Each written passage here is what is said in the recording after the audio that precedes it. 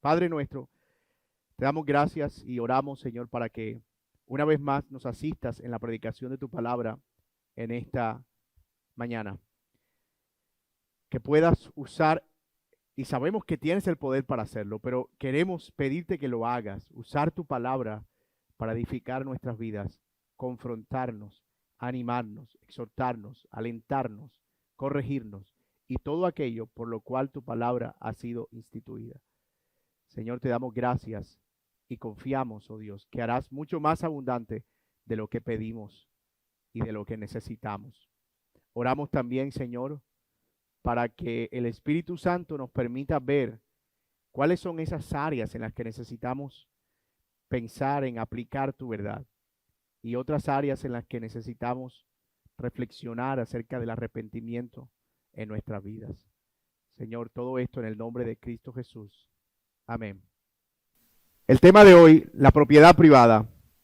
Y hemos estado abordando temas difíciles de ley, básicamente temas relacionados con normatividad y todos estos aspectos. Pero quisiera que empezáramos con algunas preguntas a reflexionar en el tema. ¿De dónde proviene nuestro concepto moderno de propiedad, por ejemplo? ¿Cómo sabemos que lo mío es mío? ¿O por qué lo mío es mío? ¿Qué hace que yo sea dueño de algo? ¿Por qué afirmamos que robar es algo moralmente malo? Una más. ¿Acaso no sería el mundo un lugar mejor si cada persona pudiera tener acceso a todo lo de los otros sin restricciones? Es decir, si quiero usar tu vehículo, puedo usarlo sin que nadie me lo impida. Si quiero meterme a tu casa, puedo entrar a tu casa sin que haya problema. Si quiero tomar el agua de tu nevera, puedo tomarla sin que nadie me diga nada. ¿Por qué no tenemos un mundo así, en el que todo es de todos y nada es de nadie? ¿Por qué un mundo así no funcionaría? Estas son, por supuesto, preguntas retóricas. Yo no espero que ustedes las respondan, pero estoy seguro que el sentido común nos ilustra el hecho de que eso, aunque suena romántico, es imposible. No es viable. No hay manera en que eso pueda funcionar. Por una razón, la naturaleza misma del ser humano. Nuestro corazón, no solo el corazón caído, sino el corazón que invierte esfuerzo y trabajo en conseguir cosas y que atesora y aprecia aquello que consigue y le asigna valor. Y es un valor que hace que la propiedad se convierta en parte de su propia vida. John Locke fue un filósofo inglés del siglo XVII y de influencia puritana, y fue el primero en abordar el tema de la propiedad privada en relación con la posesión de cada persona y el derecho que esa misma persona tiene sobre ella. Él dijo lo siguiente, y aquí voy a citar a Locke: Dios, al dar el mundo en común a todos los hombres, mandó también al hombre a que trabajara, y la fatiga de su condición le es requerida. Dios y su razón lo mandaron a sojuzgar la tierra, esto es, mejorarla para el bien de la vida, y así él invirtió en ella algo que le pertenecía, es decir, su trabajo. Quien en obediencia a ese mandato de Dios sometió, labró y sembró cualquier parte de ella, y a ella agregó algo que era propiedad suya, esto es, trabajo o esfuerzo, a que no tenía derecho ningún otro, ni podía arrebatársele, ni podrá arrebatársele sin causarle un daño. Fin de la cita. Desde este punto de vista, las personas son dueñas y propietarias de todo aquello en lo que invierten un esfuerzo y un trabajo. En la filosofía de Locke, la propiedad privada se da cuando se mezcla algo con trabajo invertido en ese algo. Es decir, yo invierto trabajo en algo y en ese momento ese algo se convierte en mi propiedad. Y eso es perfectamente coherente con la Biblia. De hecho, es un concepto que sale de la Biblia. El concepto de la fuerza productiva de trabajo es un concepto que nosotros vemos claramente en el libro de Génesis. Con el sudor de tu frente trabajarás y con el sudor de tu frente labrarás la tierra. Ella te producirá espinos y abrojos, pero tendrás que trabajarla. Al mismo tiempo, nosotros vemos que Dios es enfático en proteger la propiedad con mandamientos como los que hemos visto a lo largo de los últimos capítulos. No robarás. Dios no solo está preocupado con que el hombre trabaje y trabaje duro, sino que sabe que al invertir trabajo duro, el hombre va a darle valor a eso que obtiene por causa de su trabajo. Por lo tanto, para evitar la violencia y para evitar que el mundo se descontrole, Dios asigna una protección a eso que el hombre ha conseguido con trabajo y con esfuerzo. Llegará, por supuesto, un día en el que sin relación con el pecado, sin tener que invertir trabajo duro y un esfuerzo como el que invertimos ahora, tal vez todos podamos tener toda la tierra a nuestra disposición en común sin que nadie codicie nada. Pero mientras estemos de este lado de la eternidad y mientras tengamos que trabajar duro, Dios establece que necesitaremos reglas para proteger aquello que obtenemos como resultado de ese esfuerzo. Así es como se genera el concepto de propiedad privada en términos filosóficos, pero como vemos también en términos bíblicos. Y nosotros ya hemos visto en sermones anteriores que Dios está dando leyes al pueblo para revelar su justicia al mismo tiempo que favorece la vida en comunidad. Esto último lo vimos en el sermón pasado, protegiendo la vida, el orden de autoridad y protegiendo la libertad. Y hoy vamos a ver que Dios también es justo y favorece la vida en comunidad, protegiendo la propiedad. Éxodo 22 dice, si alguien roba un buey o una oveja y lo mata o vende, pagará 5 bueyes por el buey y 4 ovejas por la oveja. Si el ladrón es sorprendido forzando una casa y es herido y muere, no será homicidio. Pero si ya ha salido el sol, será condenado o considerado homicidio más bien. Ciertamente el que roba debe hacer restitución. Si no tiene con qué, entonces será vendido por el valor de su robo. Si lo que robó, sea buey o asno u oveja, es hallado vivo en su posesión, pagará el doble. Si alguien deja que un campo o viña sea pastado totalmente y deja suelto su animal para que paste en campo ajeno, hará restitución con lo mejor de su campo y con lo mejor de su viña. Si estalla un incendio y se extiende a los espinos, de modo que las cosechas amontonadas o en pie o el campo mismo se consuman, el que encendió el fuego ciertamente hará restitución. Si alguien da a su vecino dinero o cosas a guardar y son hurtadas de casa de éste, el ladrón, si es hallado, pagará el doble. Si no es hallado el ladrón, entonces el dueño de la casa se presentará ante los jueces para determinar si él metió la mano en la propiedad de su vecino. En toda clase de fraude, ya se trate de buey, de asno, de oveja, de ropa o de cualquier cosa perdida de la cual se pueda decir esto es mío, la causa de ambos se llevará ante los jueces y aquel a quien los jueces declaren culpable pagará el doble a su vecino. Si alguien da a su vecino un asno, un buey o una oveja o cualquier otro animal para ser guardado y muere o sufre daño o es robado sin que nadie lo vea, los dos harán juramento delante del Señor de que no metieron la mano en la propiedad de su vecino, y el dueño lo aceptará y el otro no hará restitución. Pero si en verdad el animal le ha sido robado, hará restitución a su dueño. Si ha sido despedazado, que lo traiga como prueba, no hará restitución por lo que ha sido despedazado. Si alguien pide prestado un animal a su vecino y el animal sufre daño o muere en ausencia de su dueño, hará completa restitución. Si el dueño está presente, no hará restitución. Si es el alquilado, solamente pagará el alquiler. Si alguien seduce a una doncella que no está comprometida para casarse y se acuesta con ella, deberá pagar una dote por ella para que sea su mujer. Y si el padre rehúsa a dársela, él pagará una cantidad igual a la dote de las vírgenes. Dejemos hasta ahí. Si ustedes son bien atentos, notarán que el tema central de este pasaje tiene que ver con, no, pero tenían que decirlo con enmarcado acento, restitución. Restitución. Dios mandó que nadie puede arrebatar la vida o la libertad a una persona sin tener que pagar por ello. Lo vimos en los sermones anteriores. Si alguien hacía daño a otra persona, tenía que pagar, en ocasiones con su propia vida. Asimismo, quien violente la propiedad de otro no puede quedar impune. Debe pagar. Y aunque el pago no es igual y tiene mucho sentido, O sea, si una persona roba, no tiene mucho sentido matar al ladrón, porque luego se pierde una vida y se pierde lo que se perdió. Entonces, así que el Señor establece que el ladrón debe restituir. Ahí el pago no es tanto vida por vida, diente por diente, ojo por ojo, sino tienes que buscar lo que robaste y tienes que pagar. E incluso tienes que pagar aún más allá de lo robado con el fin de subsanar los daños.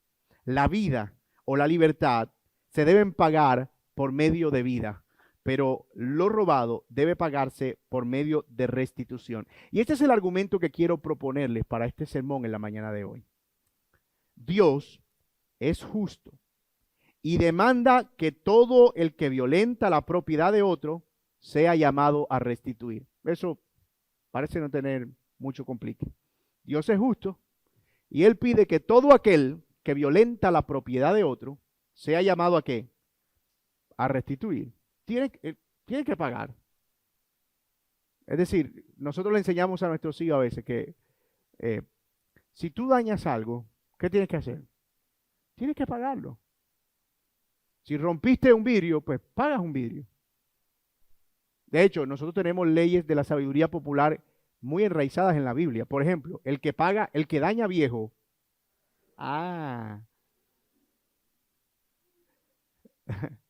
El que daña viejo paga nuevo. ¿Cierto? Y vamos a ver el desarrollo de ese argumento a la luz de 4 categorías o formas en las que se vulnera la propiedad. Y el sermón de hoy va a ser un poco extraño porque lo que vamos a hacer es explicar cada caso, y luego vamos a ver algunas implicaciones teológicas y finalmente algunas implicaciones prácticas. Tenemos 4 casos en los que se evaluaba el robo o la violación a la propiedad privada. Y vamos a analizar qué implicaba cada uno de esos casos.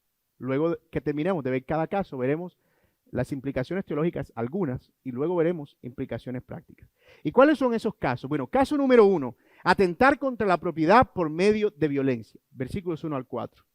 Caso número 2, atentar contra la propiedad por medio de negligencia o por causa de la negligencia, versículos 5 y 6. Tercer caso, atentar contra la propiedad por medio de fraude, versículos 7 hasta el versículo 5, y un caso especial, atentar contra la propiedad familiar, en este caso, por medio de abuso. Entonces vemos violencia, negligencia, fraude o abuso. En este caso, violentando la propiedad familiar. Esos son los 4 casos que tenemos en nuestro pasaje, por medio de los cuales se regula el tema de las penas o las restituciones que deben enmarcarse cuando se presente atentado contra la propiedad privada. Y vamos a ver el primero, que es el más obvio. Atentar contra la propiedad por medio de violencia.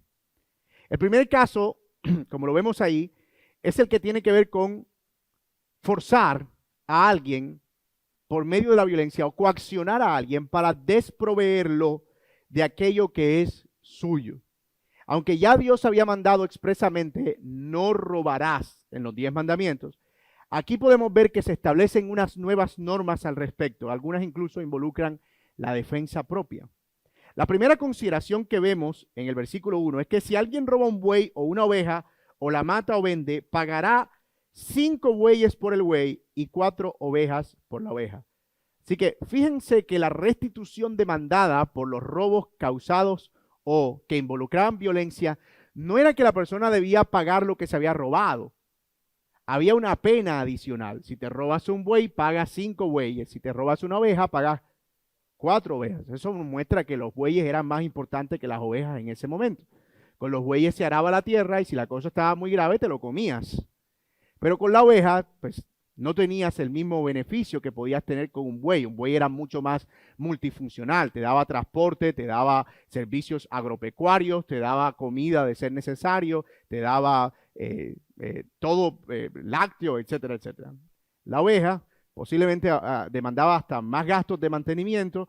Así que el Señor establece que cuando se hacía violación a la propiedad privada, debía retribuirse de acuerdo con el valor que tenía aquello que estaba siendo afectado. Vemos aquí que no se aplica la ley del talión, como dijimos, no es oveja por oveja ni buey por buey. Hay una sanción adicional. Si alguien incluso, dice el texto, intentaba entrar forzadamente a una casa el dueño tenía la potestad de aplicar defensa propia siempre y cuando se pudiera asegurar que estaba en estado de indefensión. Eso es de noche. Por supuesto, de noche tú no sabes si el ladrón viene armado, tú no sabes si el ladrón es más grande que tú no sabes si el ladrón tiene ganas de matarte, así que de noche dispárale a lo que se mueva. Pero de día tú tenías toda la capacidad de análisis y de evaluar si esa persona era más alta que tú, si tú tenías posibilidades de ganar, si podías llamar a otros que te ayudaran, etcétera. De modo que si la defensa propia se presentaba en condiciones en las que tú podías evaluar la indefensión o no, entonces era homicidio. Qué interesante, ¿verdad? Que no toda defensa propia está validada en las Escrituras, al menos no en los casos de robo. Y eso creo que es algo muy de nuestro tiempo hoy.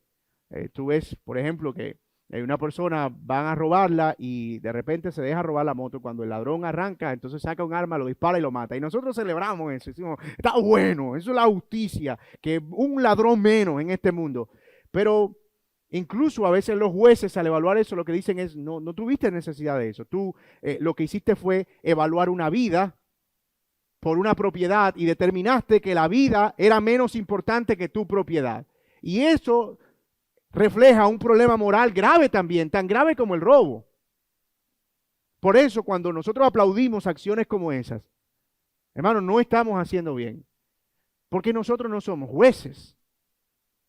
Porque del mismo modo y casi que inmoralmente estamos equiparando la importancia de la vida, así sea la vida de un ladrón, con lo material. Y no nos damos cuenta, pero sutilmente eso va descalibrando nuestra regla de valores. Y pronto trasladamos eso a otros estamentos y vamos viendo una sociedad cada vez más violenta y cada vez más violenta porque va perdiendo el sentido del valor de la vida en nombre de la justicia. Como lo decíamos en el sermón pasado, no debemos confundir nunca justicia con venganza. La justicia involucra evaluación, la justicia involucra retribución proporcional, la justicia sopesa el valor de las cosas involucradas, la venganza es ciega, la venganza solo busca desaparecer el obstáculo. Así que el Señor aquí establece reglas, normas específicas para la defensa propia. Si a un cristiano se le meten en la casa, el cristiano debería responder protegiendo a su familia. Y si en ese acto de proteger a su familia, en una condición de indefensión, muere quien le estaba invadiendo, en ese caso, su propiedad, bueno, entrarían los jueces a evaluarlo, pero no debería haber un problema de conciencia con eso. Sin embargo, debemos asegurarnos siempre que no vamos a ser controlados ni por la ira, ni por el deseo de venganza, y que siempre vamos a evaluar el valor de la vida al lado del valor de las cosas materiales. Eso es lo que el Señor quiere asegurarse, al menos en este caso. Si una persona, dice también nuestro texto, en este caso, no tenía cómo pagar lo robado, entonces debía ser entregado como siervo. Lo importante es que se hiciera restitución. Y aquí hay mucha sabiduría. Parecía no tener mucho sentido meter preso a un ladrón. Porque ¿cómo podías devolver el daño que ya habías ocasionado? Así que la prioridad siempre era que se hiciera restitución. Si las pertenencias eran encontradas, eso no significaba que el ladrón quedaba sin castigo. Debía pagar de todas maneras el doble. Y eso muestra también que las sanciones no solo tenían carácter retributivo, es decir, la ley no estaba solamente para devolverle a la persona lo perdido, sino para ser de ejemplo y para mostrar disciplina y justicia al que violaba la ley. Si alguien intentaba burlar la ley, pues debía pagar una sanción también por ello. Y esos son los casos en los que alguien, de nuevo, premeditadamente atenta o atentaba, pero aplica también para hoy, o atenta contra la propiedad de otro. Pero, ¿qué pasaba cuando eso no era con intención? Es decir, cuando, mira, yo lo hice, pero tú discúlpame, fue sin culpa. No, pero lo perdí. Ah, no, pues allá tú de mala, pero fue sin culpa. Bueno, el Señor también establece unas leyes para cuando ese tipo de violaciones a la propiedad privada se producían como resultado de la negligencia, acto fortuito o por descuido. Y eso nos lleva al segundo caso, atentar contra la propiedad como consecuencia de la negligencia. Noten que ya vamos haciendo un avance interesante.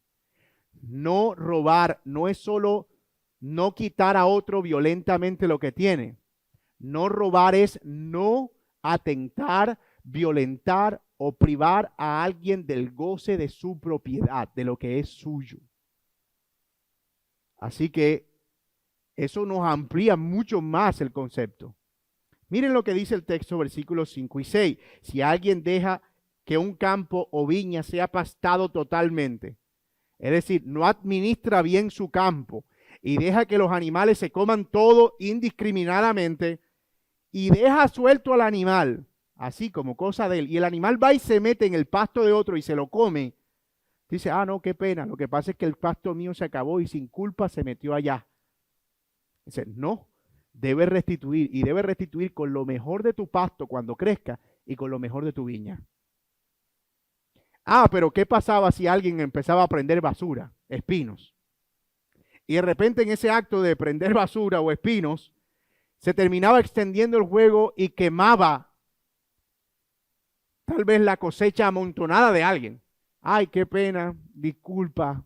Ay, no fue mi intención, yo estaba prendiendo la basura. Bueno, el texto dice, debía pagar. Versículo 6. El que incendió el fuego ciertamente hará restitución. Mano, esta ley es simple. Si lo dañas, lo pagas. Es decir, no hay mucho misterio ahí.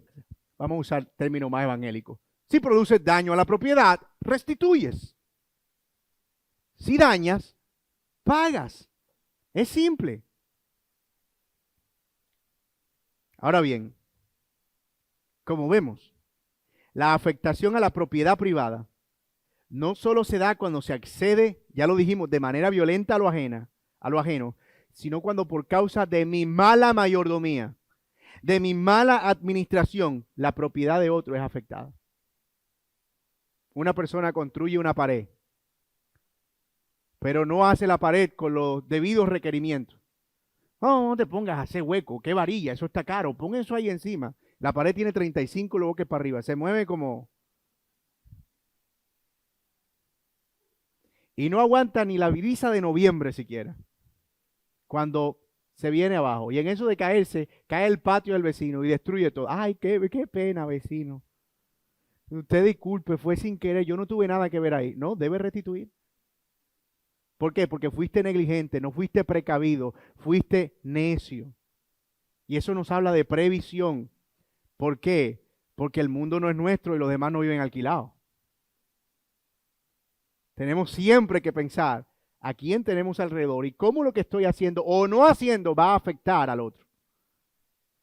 Ahorita vamos a ver aplicaciones prácticas porque estoy siendo tentado como que a meterlas aquí, pero vamos a ir analizando los casos. Pero además de estos dos casos, violencia o negligencia, existía una forma más sutil de robo, mucho más sutil. Una en la que se abusaba de la confianza o las relaciones y se sacaba ventaja de ella a lo que el texto llama fraude, lo que nos lleva al tercer caso o la tercera categoría de robo, atentar contra la propiedad por medio de fraude. Y aquí se presentan tres situaciones asociadas que, a diferencia de las otras dos, involucran una relación entre las partes. Es decir, no es que un desconocido te dañó, no, aquí era una relación que había, ya fuera de vecino, de amigo, de hermano, una relación cercana. La primera situación es la de un vecino que da dinero a guardar y el dinero es robado de la persona que lo guarda. Ay, qué pena. Yo no sabía que ese dinero se iba a perder. Tú disculpa. Pues sí, yo te disculpo, pero ¿y la plata? La segunda no es acerca de dinero, sino de animales. Asno, buey u oveja. Todavía yo no entiendo por qué alguien mandaría a guardar asno, buey, oveja. Entiendo que de pronto porque tenía algún viaje y quería que se lo alimentara. Sería un equivalente a hoy como que, mira, me voy por unas vacaciones en San Andrés, tengo a Fifi en la casa, te puedes quedar con ella. Fifi puede ser un perro o un gato, ¿no? O Firulai. Tengo a Firulai en la casa. Puede ser por viaje o podía ser simplemente porque tal vez no tenía pasto en ese momento. O por alguna razón, por la que fuere, guárdame ese burro ahí. Guárdame esa oveja ahí un momentico. y se presentaba robo, entonces tenían que examinarse las condiciones del robo para ver cómo se debía restituir. Y el tercer caso se trataba de animales prestados, pero donde el dueño estaba presente cuando se produce el daño. Si el dueño está presente y se da cuenta que el animal prestado produce un daño, no habrá restitución. En otras palabras, ¿para qué lo prestaste? Esa es la consecuencia. Tú lo prestaste a sabiendas de que podías sufrir daño a la propiedad. Y si estaba ahí, es que tú te puedes asegurar como testigo que no fue por negligencia, fue fortuito. No habrá restitución. Mucha sabiduría en la palabra, ¿verdad?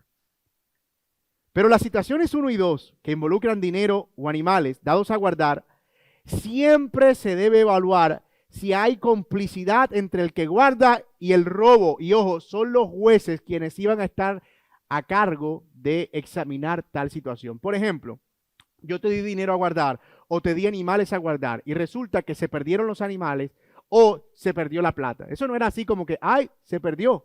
No, los jueces debían entrar a examinar la situación y preguntar a las partes, ¿tú tuviste algo que ver con eso? ¿Metiste tu mano? ¿Tú fuiste quien trajo al ladrón aquí? ¿Tú eres cómplice? Aquí noten el valor tremendo que tenía la palabra. Si la persona decía que no, se le aceptaba como no. O sea, no, yo no tuve nada que ver. Entonces se aceptaba su no como palabra delante del Señor y de los jueces. Y entonces, ok, no habrá restitución. Fue robo. Si el robo aparecía, el ladrón aparecía, bueno, debía pagar el ladrón cuadruplicado o duplicado de acuerdo con la pena, si era buey o si era oveja. Pero si no aparecía, se perdió. Parte de las consecuencias. Pero fíjense que en este caso eran los jueces quienes determinaban si había habido una participación. Y eso obviamente lo que protegía era que la gente abusara de la confianza de otros. Que si alguien me daba a guardar algo por confianza, yo abusara de eso, lo tomara para mí, luego dijera, ay, si supieras que se me perdió. No, no era tan fácil. No podía ser tan fácil. Entonces noten cómo estas leyes abarcan situaciones incluso tan específicas como esas. Si se trataba de un préstamo, otra vez, y la pérdida se producía cuando el dueño estaba presente, entonces no habría restitución. Pero si el dueño estaba ausente, debía pagar la pérdida. Interesante. Y aquí no hay multas adicionales porque técnicamente no es un robo. Técnicamente es yo te lo presté y se dañó. Ok, como no es un robo, pero sí afectación a la propiedad, debe haber restitución. Y fíjense, hermanos, que es bien útil pensar no solo en robo, sino en afectación a la propiedad, porque la propiedad puede afectarse incluso de manera fortuita. Sin embargo, eso no exime del deber de restituir. Hay afectación a la propiedad por un accidente, sin embargo, aún así se debe pagar el daño. Sin embargo, si el préstamo era un alquiler, es decir, yo te alquilo el burro, y al burro le pasa algo, no se debía pagar restitución y eso tiene mucho sentido porque el seguro de vida del burro estaba incluido en el costo del alquiler. Es algo como que yo te estaba pagando por eso, pasó fortuitamente, no fue un préstamo, no era un favor que me estabas haciendo, era una relación comercial y en esa relación comercial yo perdí el alquiler y tú perdiste el burro, posiblemente tú perdiste más que yo, pero fue fortuito, no había restitución. Por eso es mejor alquilar que prestar, hermano. ¿Verdad? El cuarto caso es especial, porque es el más complejo. No tiene que ver ni con plata, oro, dinero o animales, sino con las hijas que iban a ser dadas en casamiento, las cuales desde el entendimiento de la época estaban bajo el cuidado de sus padres y por lo tanto se consideraban propiedad de la familia. En parte, el acto en el matrimonio de un padre entregar a la novia es un acto en el que él entrega una propiedad familiar. Y de nuevo, no piense esto en los términos feministas queers de tercera ola, porque estaría pensando como, ¿cómo así? ¿Acaso la mujer es un objeto que puede ser sujeto a transacción comercial? Por eso es que la Biblia es un libro tan aborrecible, porque es un libro machista. No, no lo mire de esa manera. Mírenlo en la perspectiva de la cultura de la época y piensen en ello como una forma en la que se protegía a la mujer que, como lo decíamos en el sermón pasado, no estaba en igualdad de condiciones laborales y productivas con los hombres y debía tener ciertas garantías de que su dignidad iba a ser preservada. El versículo 16 dice, si alguien seduce a una doncella que no está comprometida para casarse y se acuesta con ella, deberá pagar una dote por ella para que sea su mujer. En otras palabras, nadie podía seducir, nadie podía cortejar a una mujer y envilecerla en su dignidad sin que tuviera que pagar por ello. En otras palabras, Dios está aquí ocupándose de proteger la dignidad de la mujer para que no fuera expuesta al abuso de hombres que tal vez con ciertas artimañas. ¿Ustedes se acuerdan de Dina, la hermana de los hijos de Jacob, que un día se fue de alegre, de mujer de mucho mundo, a ver a las mujeres del país y alegrarse por sus vestidos, como que la emborracharon? No sabemos qué pasó. El caso es que el hijo del rey de allá la envileció. Niños, envileció es que, ¿cómo lo digo? La abusó. Hizo con ella lo que no debía.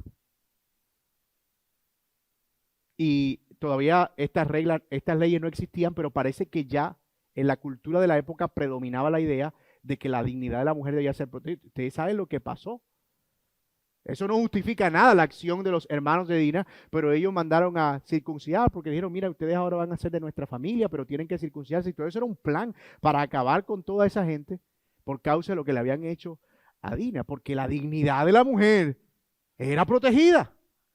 Era una cosa como que tú podías hacer con ella lo que fuera. Y el punto es que básicamente las voces que se levantan hoy diciendo que la Biblia es arcaica porque la Biblia tenía a la mujer como un objeto, son las mismas que venden a la idea de la feminidad como un objeto, de que tú puedes salir de tu casa, no tienes que casarte, no tienes que establecer un vínculo, te puedes acostar con quien quieras, vive tu vida, sé libre, y para ellos eso es proteger dignidad. Por supuesto que no, eso no es proteger la dignidad, eso es atentar contra la dignidad de la mujer.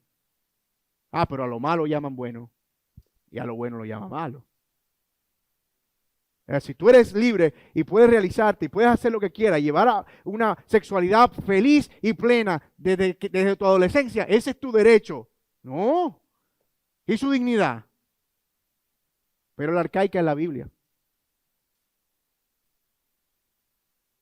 Ninguna persona podía vulnerar la propiedad de una familia por medio del abuso. Si alguien tenía relaciones sexuales con la mujer, debía pagar el robo de su dignidad. Sin embargo, eso no implicaba que el padre estuviera obligado a dársela como esposa. El padre podía decir, tienes que pagar, pero no va a ser tu esposa. Y eso tiene mucho sentido. Porque evidentemente para ella iba a ser mucho más difícil casarse en el futuro en condición de indignidad, en una cultura tan compleja como esa. Por lo tanto, ella debía asegurar, por lo menos, algo con lo que su descendencia, su subsistencia estuviera garantizada. Eso era lo que significaba la dote. La dote no era, tengo una hija, uy, tengo dinero para mí. No, la dote era la intención de la familia y del padre de asegurarse que la persona que pretendía a la hija tenía la capacidad monetaria para sustentarla. No era un negocio, no era una transacción inhumana como de una cosa o de un objeto.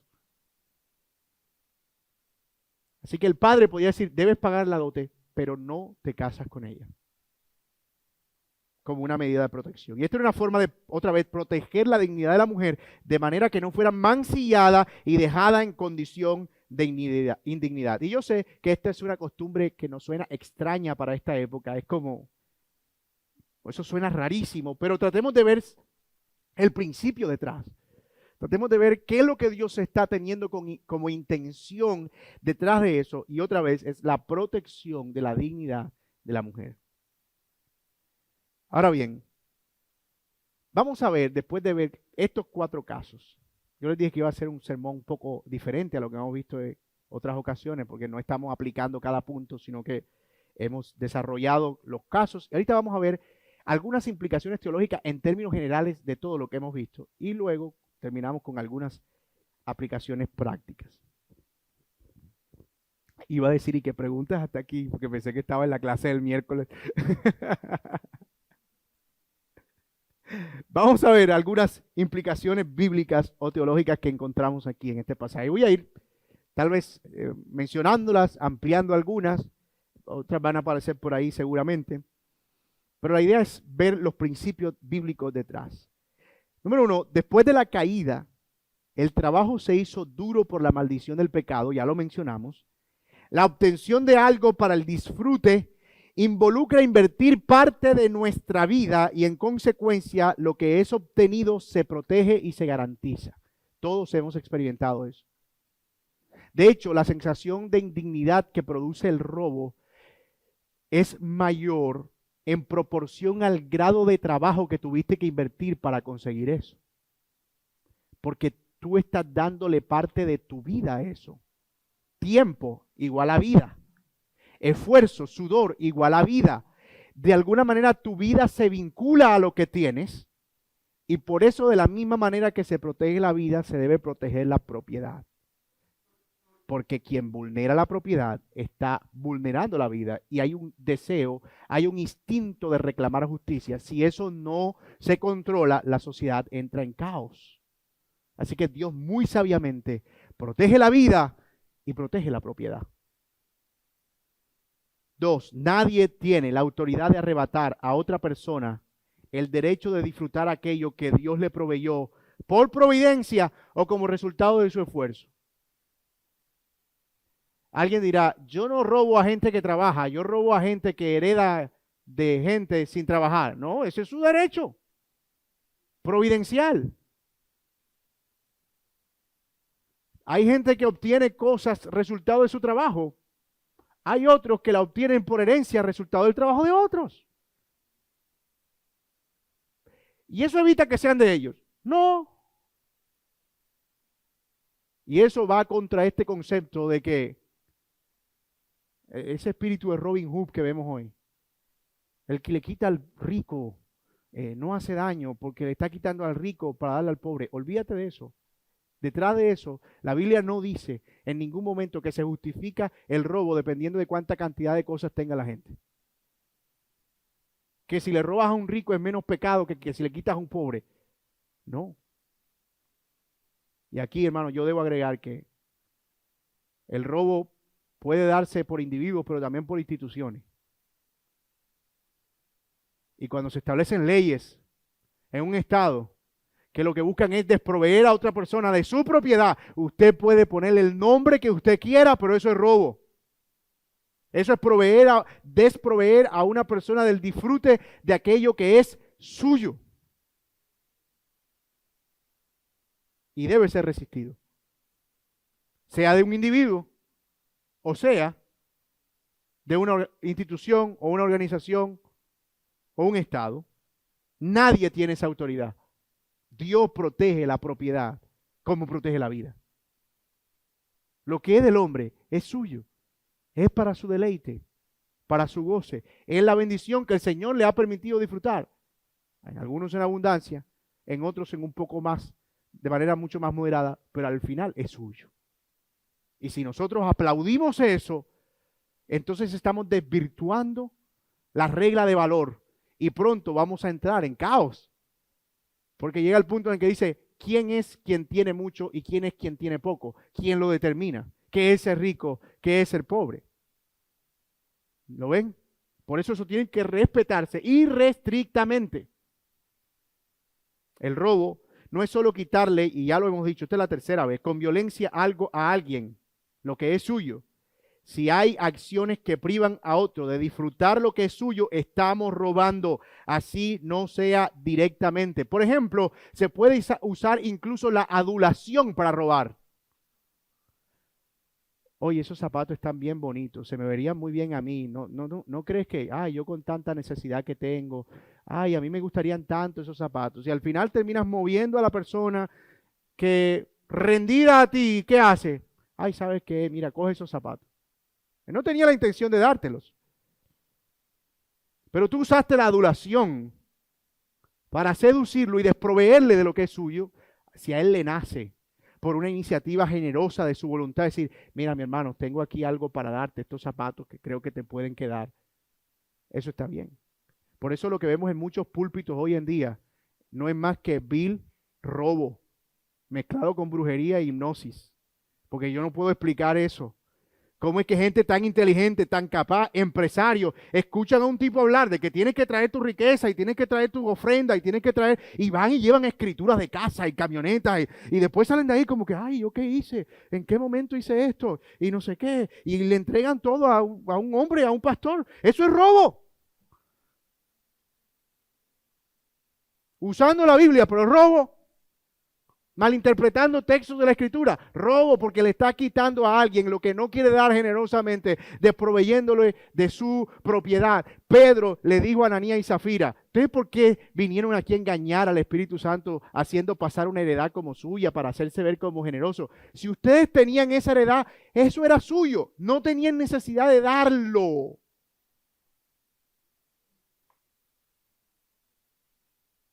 Mi hermano, la generosidad no se condiciona. Algunas personas nos preguntan, ¿ustedes por qué no oran por las ofrendas? Y nosotros normalmente estamos acostumbrados a ver que hay un tiempo de predicación para la ofrenda. O sea, antes de la predicación hay una predicación en la que se motiva a la gente a dar y se lee un pasaje y se llama. Y ustedes tienen la ofrenda en poco porque la tienen por allá a lo último del sermón y a duras penas la mencionan. No, no es en poco. Esto se sostiene por la generosidad de la gente. Lo que tratamos es de cuidarnos de que en nuestra posición de autoridad sugiramos a alguien que tiene que desproveerse de sus bienes, coaccionándolo emocionalmente o con amenazas espirituales. Si tú no das, te viene una maldición y eso es Malaquías 3:10, lo han usado como una pistola en la cabeza. Si tú no das, se te va a meter un gusano en tu cultivo de maíz, se te va a oxidar el carro y le va a caer moho a tu casa, porque si tú no das, claro, la gente con ese grado de sugestión que hacen, toma, eso es lamentable. Robo pulpitario se llama eso, o sea, robo desde el púlpito.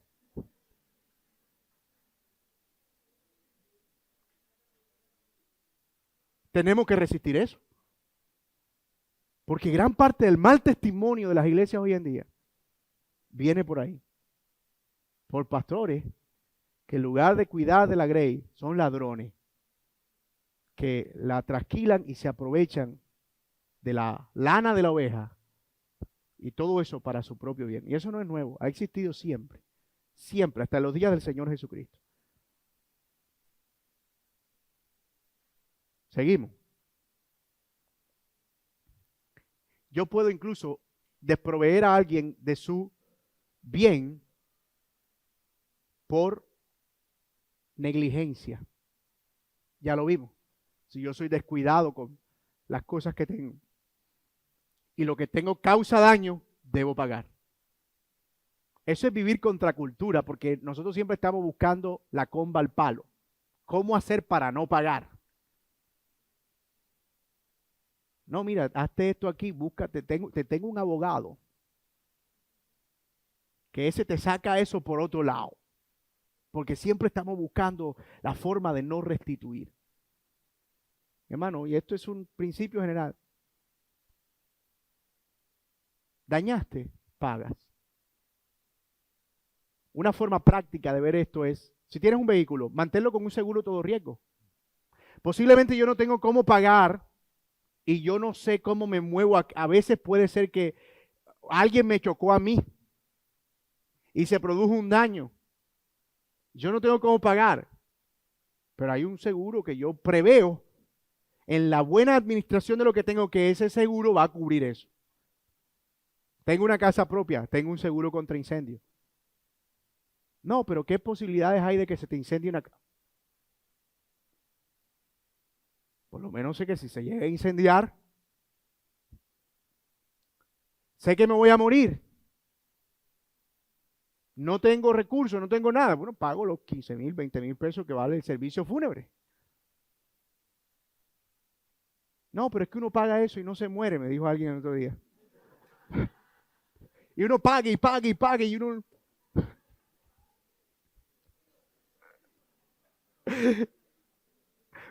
Y uno, pues, ¿quién quiere? No, pues, muévete como para sacarle plata a la... No, tú lo tienes ahí porque tú sabes que eso va a pasar y uno no sabe en qué momento. ¿Verdad? Pero son formas en las que yo hago mayordomía para no afectar la propiedad de otro. Es simple. Incluso cotizar en un fondo de pensión. Porque al final yo voy a llegar a viejo, no voy a poder trabajar y me encantaría disfrutar de la generosidad de mis hijos, pero yo no quiero ni siquiera a mis hijos desproveerlo de su propiedad para mi bien. Eso no quita que los hijos no deban honrar y ser generosos con sus padres. Pero yo estoy proveyendo que yo voy a estar viejo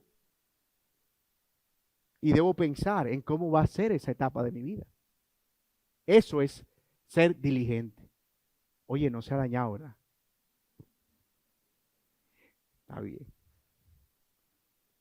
Una palabra que es reiterativa, y la vimos en la lectura, es restitución. Restitución. Y en efecto, como el robo atenta contra la propiedad de alguien, la sanción debe garantizar que la propiedad sea devuelta y que haya reparación.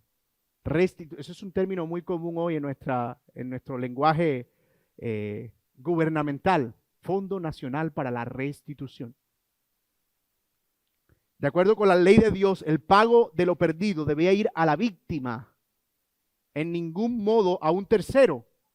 No tiene gracia. Me robaste a mí, pero tienes que pagarle al Estado. ¿Y cómo el Estado me devuelve lo que yo perdí? Y esto es algo que nuestro sistema judicial no considera con seriedad, pero hay mucha sabiduría aquí, en la Biblia, que lamentablemente nuestros sistemas judiciales han tomado mucho de la Biblia, pero han dejado mucho también. Si un ladrón es puesto tras las rejas, ¿cómo va a devolver lo que se robó?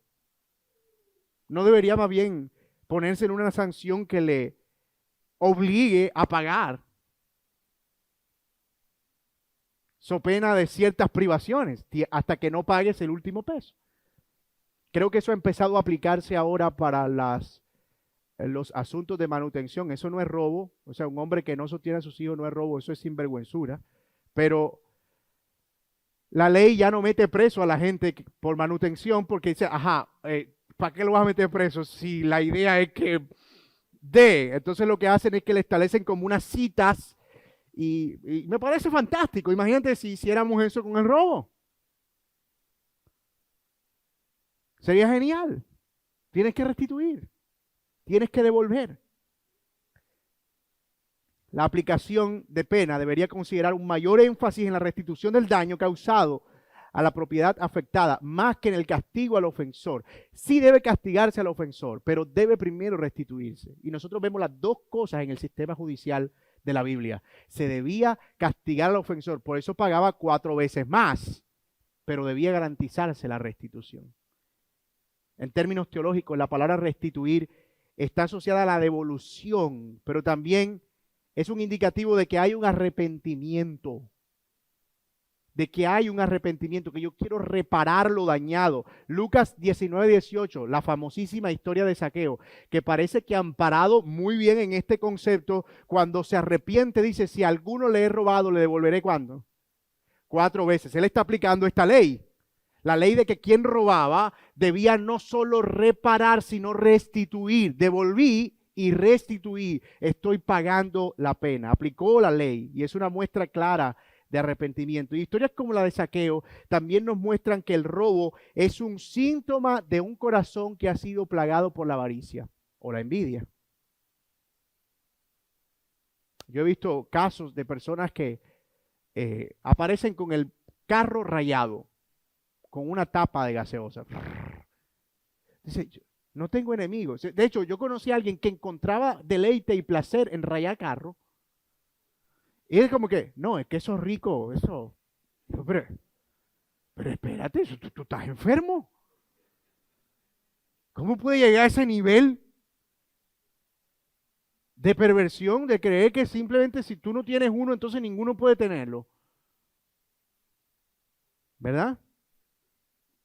Así que tanto la avaricia como el descontento, como la envidia, cómo la codicia, que aparecen también en los mandamientos, se materializan en robo, en levantar falso testimonio o en matar. El contentamiento, por el contrario, siempre nos mantendrá lejos de lo ajeno. Estoy contento con lo que tengo. Me mantengo lejos de lo ajeno. La mejor cura contra el deseo por lo ajeno es el contentamiento.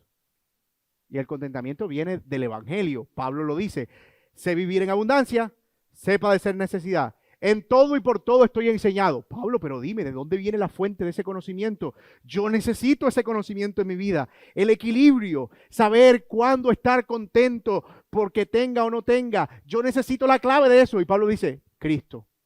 La clave es que yo todo lo puedo en Cristo que me fortalece. Sí, pero debarájame eso. ¿En qué sentido Cristo me hace estar contento cuando no tengo y me hace estar contento cuando tengo? Bueno, que Cristo, siendo rico, no estimó su riqueza como una cosa a la que aferrarse, sino que se despojó y vivió sin nada. Siendo rico, se hizo pobre. Es decir, que ni lo que tienes ni lo que no tienes te define, sino lo que Él ha hecho. Es el Evangelio lo que me ayuda a estar contento. El Evangelio sirve para todo, hermano. Por eso decimos que no hay nada que el Evangelio no pueda solucionar. Y hermanos, esta palabra restitución también nos conduce precisamente a eso. Nosotros teníamos una deuda con Dios. Una deuda impagable. Habíamos ofendido al Señor. Parte de eso lo vemos en Levítico 5, 14, 16, miren lo que dice Levítico, ahí adelante, donde también se legisla un poco acerca de esa restitución. Levítico 5. Dice: el Señor le dijo a Moisés: si alguien comete una falta y peca inadvertidamente en las cosas sagradas del Señor, traerá una ofrenda por la culpa al Señor, un carnero sin defecto del rebaño, conforme a tu valuación en ciclos de plata. Según el ciclo, el santuario como ofrenda por la culpa. Hará restitución por aquello en que ha pecado en las cosas sagradas y añadirá a ello la quinta parte y se lo dará al sacerdote. Mis hermanos, nuestra ofensa contra Dios era una ofensa del tamaño impagable. Por lo tanto, se necesitaba un cordero de tamaño incalculable. Y es por eso que nosotros vemos en Cristo Jesús la ofrenda perfecta que hizo restitución completa y absoluta por nuestro pecado. No tenemos una deuda que pagar. La deuda ha sido saldada. Y esa es una de las cosas más maravillosas que nosotros vemos en toda la Biblia. Que habiendo nosotros defraudado al Señor de manera tan significativa, hemos sido perdonados de una deuda tan grande. Gracias al sacrificio del Cordero perfecto. Nuestro Señor Jesucristo, el Cordero de la restitución. Él ha pagado la deuda. Gracias a Dios por Jesucristo, quien ha sido el pago completo de nuestra restitución. Y en los minutos que nos restan, algunas implicaciones prácticas. Aquí sí vamos a ir rápido, más bien rápido. Lo que vimos ahora fue implicaciones teológicas y ahora vamos a ver algunas implicaciones prácticas. Número 1, todos podemos ser tentados al robo en algún momento. Así sea de leche clean. ¿Quién aquí no robó leche clean con azúcar? Yo no fui.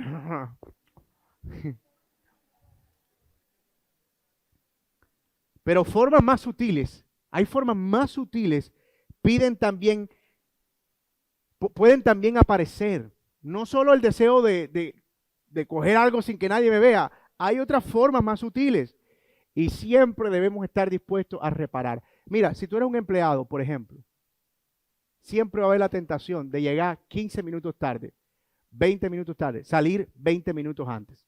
Esos son 40 minutos al día. ¿Cuánto es a la semana? 20 horas, un día de trabajo, 2 días de trabajo. 40 minutos a la semana vendrían siendo lo que sea. Pero si eso lo sumas al mes, eso es como un día de trabajo, o 2 o 3, no sé, dependiendo de cuánto te tomes. Y nosotros estamos aquí como que, no, yo no le voy a dar a ese señor el gusto de llegar puntual.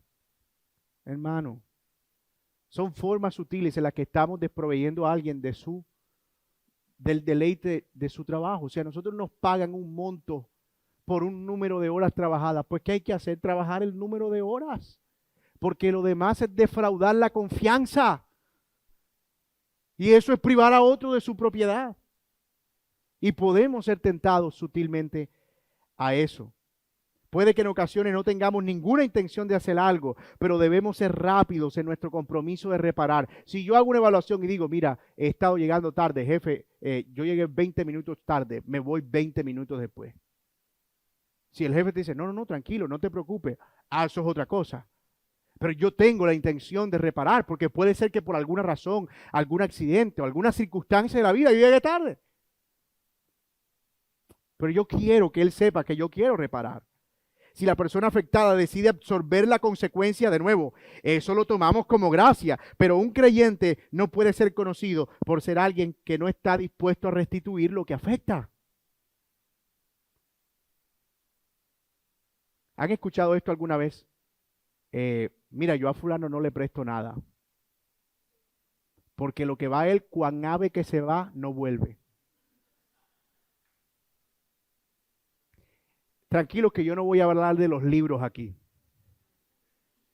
Tranquilos. Entendemos que quedarse con libros es un acto espiritual. El hermano me ha edificado y me quiero quedar con la herramienta de edificación. Pero debemos estar dispuestos. Si el libro me lo prestaron y se deshojó, se dañó, ay, qué pena. Tienen todas las hojas sueltas, pero gracias. Eso no está bien. Ahí aplicamos la sabiduría popular, que el que daña viejo, paga nuevo. Es simple. Gracias a Dios he tenido buenos hermanos con buena disposición de restituir aquí para que no crean que estoy, hermanos que me han dañado libros y me han llevado uno nuevo. Así que hermanos, si quieren prestarme libros, tengo muchos viejos, si quieren llevárselos. Para que me devuelvan nuevos. En ocasiones le atribuimos demasiado poder al perdón y a la disculpa. Mira, dañaste eso, sí, pero ya yo me disculpé. ¿Y? Te disculpaste, pero reparaste. Si hubo daño, hay que hacer algo. Debemos restituir. Aplica incluso para nuestras relaciones familiares y personales. Esposos que a veces ofenden a su esposa o lo que sea y creen que la disculpa es suficiente. Puede ser que hayas hecho un daño. Tienes que reparar ese daño. Buscar la manera de reparar ese daño. No como que si en algo te ofendí, perdóname. No es, mira, yo hice un daño, quiero que sepas que me duele, ¿verdad? Haber quebrado ese plato, pero aquí traje otro plato. Lo que sea. Pero estamos dispuestos a restituir. Otra aplicación práctica, la contracara del mandamiento de no robar es la generosidad. El que hurtaba, no hurte más, sino trabaje haciendo con sus manos lo que es bueno para que tenga con qué compartir con los que padecen necesidad. Eso es Efesios 4:28. El aspecto positivo del mandamiento no robar es ser generoso. Qué curioso. No solo somos llamados a respetar la propiedad de otros, sino a ser generosos y dar a los que no poseen nada. Ayudar a quien está empezando a construir su propiedad. Eso también es un mandato.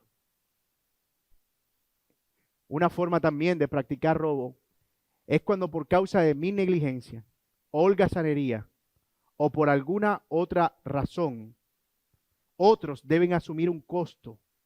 Eso también es una forma de robo. Hijos que pueden trabajar 35 años en la casa jugando Play 3.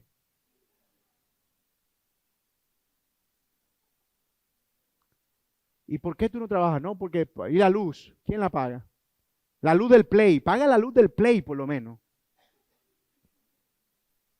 Cuando una persona, por su holgazanería, ojo, que hablo de holgazanería o negligencia, consume los recursos de otros, así sean sus padres, está robando. Porque los está desproveyendo de su propiedad. Ahora, puede que el padre malcría a un hijo y le diga, no te preocupes, hijo, róbame todo lo que, róbame por piedad, yo te lo pido. Toma todo lo que es mío. Él tendrá que cegar las consecuencias de eso. Pero nosotros como padres debemos enseñar a nuestros hijos esta ley, ser productivo. Hijo, dañaste algo, lo reparas. ¿Quieres algo? Trabajas por ello. Necesitas, te esfuerzas por conseguirlo. Eso es parte de la enseñanza y de la disciplina paterna. Tal como hemos mencionado, ya estamos cerrando, todas estas leyes nos han sido dadas para facilitar la vida en comunidad. ¿Está claro? Tanta sabiduría del Señor para reflejar su justicia y facilitar la vida en comunidad. En un mundo caído, en el que cada quien busca una oportunidad para sacar ventaja y tomar atajos, evitar el trabajo duro, los creyentes somos llamados a honrar al Señor. ¿Cómo? Actuando con justicia y respetando lo que Él en su soberanía le ha provisto a otros. Eso es casi un pensamiento contra cultura. Mi propiedad tiene un límite, la propiedad de otros tiene un límite. Y la relación entre su propiedad y la mía es una relación de irrestricto respeto. Eso es tuyo, esto es mío, y yo estoy contento con eso. Estoy bien con eso. Mis hermanos, que Dios nos ayude a reflejar esta actitud en nuestras relaciones, en cualquier orden. Y así mostremos a ese Dios justo a quienes no le conocen. Oremos.